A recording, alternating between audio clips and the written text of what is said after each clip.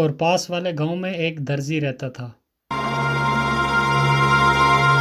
इसके 3 लड़के थे। दर्जी बहुत ही गरीब था। दर्जी के पास सिर्फ एक ही बकरी थी। तीनों लड़के इसी बकरी का दूध पीकर किसी तरह अपनी ज़िंदगी का गुजारा करते थे। वो बारी बारी इस बकरी को जंगल चराने के लिए ले जाया करते थे। कुछ अरसा ऐसे ही गुजर गया। जब बकरी का दूध कम पड़ने लगा तो जो बड़ा बेटा था उसने बाहर कमाने का सोचा।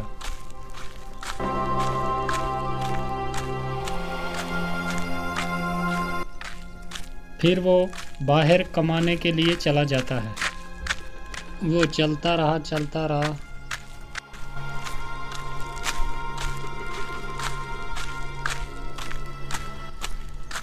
फिर उसे चलते चलते रास्ते में एक व्यापारी मिला।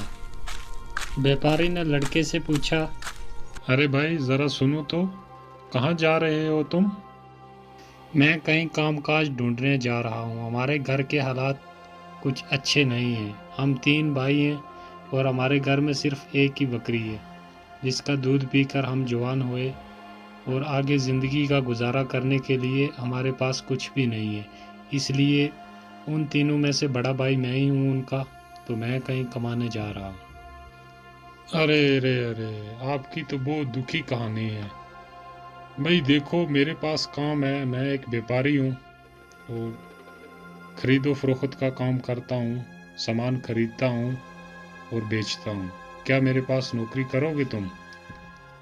हाँ हाँ, क्यों नहीं, मुझे तो काम ही करना है। अगर आप मुझे काम पे रख लें तो इससे मुझे और अच्छा क्या चाहिए।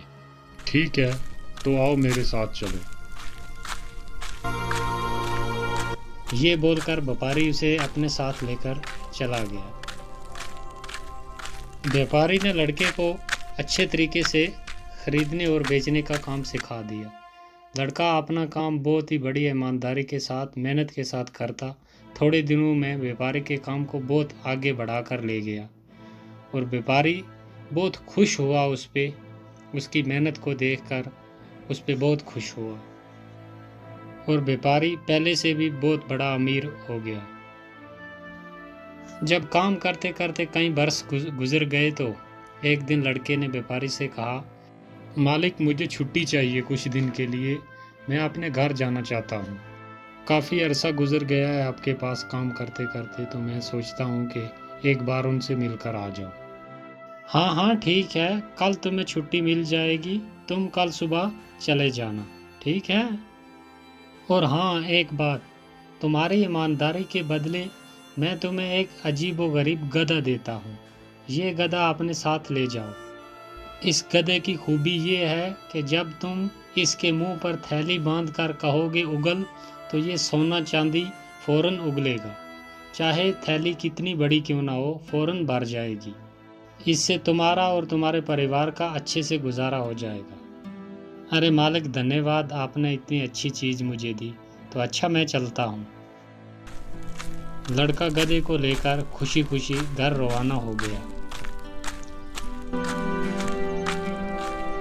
चलते चलते रात हो गई। लड़का एक जगह रुक गया और इधर उधर देखने लगा तो उसे एक मकान नज़र आया, और उसने सोचा कि रात यहाँ ही रुक जाता हूँ, सुबह चला जाऊँगा।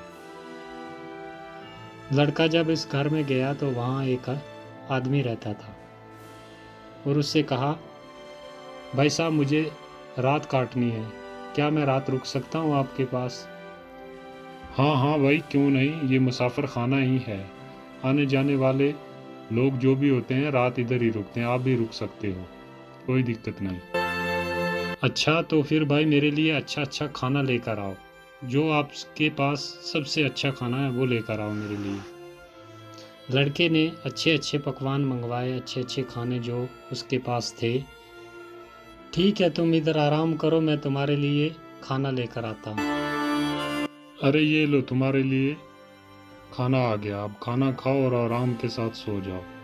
खाना खाने के बाद उस लड़के ने कुछ सोने के टुकड़े उस आदमी को दे दिए, और वो बड़ा खुश हुआ और सोचने लगा कि ये सोने के टुकड़े इसके पास कहाँ से आए। हो ना हो, लेकिन इस गधे में कोई खूबी ज़रूर है। ये सोचकर वो आदमी जागता रहा। जब लड़का सो गया, उस आदमी ने वो गधा चुरा लिया और उसकी जगह दूसरा गधा आनकर बांध दिया। लड़का सुबह उठा और उसने गधा साथ लिया और चल दिया। लड़के को कोई पता नहीं था कि उसका असली गधा जो अपना था वो चोरी हो गया। जब वो खुशी खुशी घर पहुंचा तो उसे देखकर उसका बाप और भाई जमा हो गए और खुशी खुशी बातें करने लगे। फिर बाप ने बेटे से कहा, बेटा परदेश में क्या क्या सीखा? पिताजी, व्यापार का काम सीखा, खरीदने और बेचने का काम सीखा। मैं एक व्यापारी के साथ नौकरी करता था। अच्छा, अरे वाह। फिर हमारे लिए क्या लाए हो? मैं आपके लिए ये गधा लाया हूँ। अरे बेटा, गधा लाने की क्या ज़रूरत थी? ऐसे सैकड़ों गधे यहाँ मारे मारे फिरते हैं। नहीं पिताजी, ये कोई मामूली गधा नहीं है। इसमें बहुत ही एक खूब बात है। वो क्या खास बात है बेटा? ज़रा हमें भी तो बताओ। पिताजी, इसमें खास खूबी ये है कि इस गधे के मुंह पर अगर एक थैली बांध दो तो इसको बोलो उगल, तो ये फौरन सोना चांदी उगलता है। और थैली कितनी बड़ी हो फौरन भर जाती है। तो ये एक जादुई गधा है। जब ये बात बेटे ने बोली तो बाप उसकी तरफ बड़ा शक की नज़रों से देखता रहा और सोचता रहा कि ये क्या बोल रहा है, क्या ये सच हो सकता है।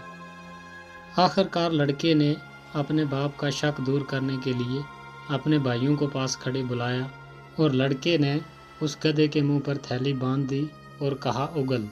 लेकिन गधा जहाँ का तहाँ वहीं खड़ा रहा। लड़के ने कई बार बार कहा कि उगल, लेकिन नतीजा कुछ भी ना निकला। थैली जैसे ही खाली थी वैसे की वैसे ही रही और गधा चुपचाप खड़ा रहा। और लड़के की समझ में आ गई बात कि जहाँ मैं रात ठहरा था उस आदमी ने ज़रूर उस गधे मेरे को चोरी कर लिया और उसके बदले मुझे ये दूसरा गधा दे दिया। और लड़का बाप के और भाइयों के सामने बहुत शर्मिंदा हुआ। फिर लड़के ने अपने बाप को और भाइयों को अपना सारा किस्सा सुनाया, जैसे वहाँ से चला था, व्यापारी ने उसे क्या बोल कर दिया और वहाँ उसने अपनी आँखों से भी देखा था। फिर वो जहाँ रात रुका और उसके साथ क्या हुआ, सब हाल सुना दिया अपने बाप को और भाई को। ये सुनकर तो अब दूसरे भाई ने सोचा कि अब मेरी बारी है, मैं कहीं कमाने जाता हूँ। तो वो निकल जाता है सफ़र पर। वो बराबर कई दिन चलता रहा। दिन में चलता और रात को एक पेड़ के नीचे सो जाता। सुबह फिर अपना सफ़र जारी कर लेता। फिर एक दिन चलते चलते उसे एक बुढ़िया मिली जो एक नदी के किनारे एक छोटी सी झोंपड़ी में रहती थी। लड़का भी उस बुढ़िया के साथ रहने लगा। जो काम वो बुढ़िया उसको बतलाती वो उसे बहुत मेहनत और ईमानदारी के साथ कर देता था। बुढ़िया भी उसके काम से बहुत खुश थी। लड़के ने एक दिन उस बुढ़िया से कहा, मुझे ना अपने घर जाना है, तो मैं फिर वापस आ जाऊंगा, कुछ दिन के लिए मैं अपने घर जा रहा हूँ। हाँ बेटा, बिल्कुल जाओ। मैं आपके काम से बहुत ही खुश हूँ, लेकिन मेरे पास सोना चांदी नहीं है तुम्हें देने के लिए। मेरे पास सिर्फ ये एक डिबिया है, ये तुम अपने साथ ले जाओ। और ये कोई मामूली डिबिया नहीं है, इसकी एक खूबी है। और इसको जब तुम कहोगे कि भर जा, और ये अच्छे अच्छे खानों के साथ भर जाएगी। चाहे आदमी कितने भी क्यों ना हो, पेट भर के खाना खा लेंगे। और तुम ये डिबिया अपने साथ लेकर जाओ। लड़का बहुत खुश हुआ और उसने वो डिबिया अपने साथ ली और चल दिया घर की तरफ। वो भी चलते चलते उसी जगह पहुंच गया जहाँ पर उसका भाई बड़ा जो था वो रात रुका था, उसी आदमी के पास। वो भी वहीं रुक गया रात गुजारने के लिए। और उस आदमी ने उससे पूछा, भाई क्या खाना खाओगे कुछ?